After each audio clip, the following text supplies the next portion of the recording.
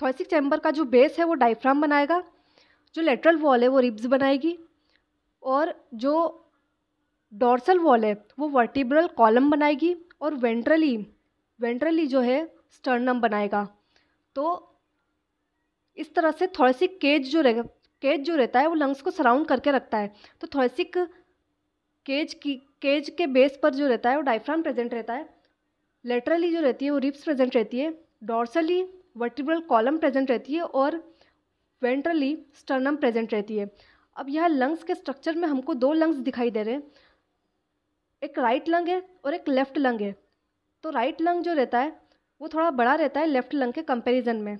Right lung में हमको दो फिशर्स दिखाई दे रहे हैं, एक हॉरिजॉन्टल फिशर है, एक ऑब्लिक फिशर है। उसी के साथ साथ राइट लंग्स में हमको 3 लोब्स दिखाई दे रहे हैं, जबकि लेफ्ट लंग में हमको एक ही फिशर दिखाई दे रहा है जिसको हम ऑब्लिक फिशर कहते हैं। लेफ्ट लंग में हमको 2 लोब्स दिखाई देते हैं। जब हम लंग्स को देखते हैं तो हमको लंग्स की कवरिंग्स दिखाई पड़ती है। लंग्स की कवरिंग्स जो रहती है वो 2 रहती है, एक आउटर प्लूरल मेम्ब्रेन और एक इनर प्लूरल मेम्ब्रेन। आउटर और इनर प्लूरल मेम्ब्रेन के बीच में एक फ्लूइड भरा हुआ होता है जिसको हम प्लूरल फ्लूइड बोलते हैं। अब ये जो डबल लेयर्ड प्लूरा रहती है इसका फंक्शन क्या है, तो ये लंग सरफेस में फ्रिक्शन को रिड्यूस करता है।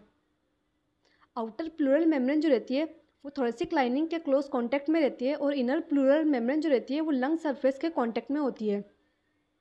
अब ये जो हमको दिखाई पड़ रहे हैं ये रिब्स है, और रिब्स के बीच में जो स्ट्रक्चर दिखाई पड़ रहे हैं ये इंटरकोस्टल मसल्स है।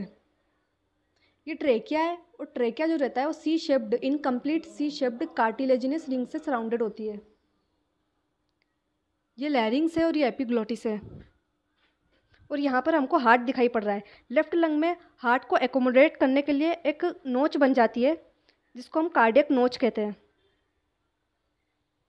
तो ये हो गई कार्डियक नोच।